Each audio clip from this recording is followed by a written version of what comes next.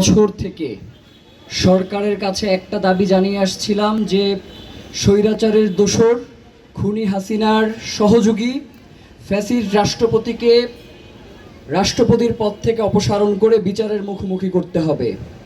কিন্তু এই বিএনপি সরকারের বর্তমান যারা ক্ষমতায় রয়েছেন, এই বিএনপি নামক রাজনৈতিক দলের বাধার কারণে তখন চুপ্পুকে অপসারণ করা যায় নাই।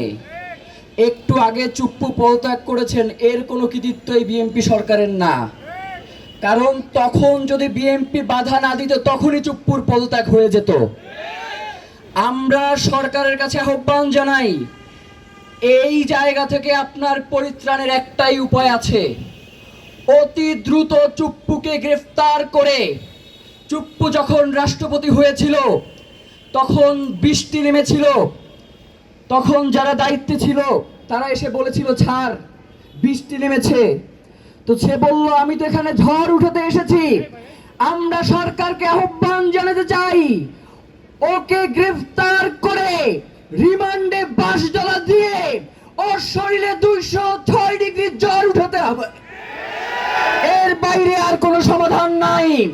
যদি তাকে সেফ এক্সিট দেওয়ার কোনো চেষ্টা করা হয়, আমরা ইনকিলাব মঞ্চ বাংলাদেশের সকল আপামর জনসাধারণকে সাথে নিয়ে এই সরকারের বিরুদ্ধে রাস্তায় অবতীর্ণ হতে বাধ্য হব।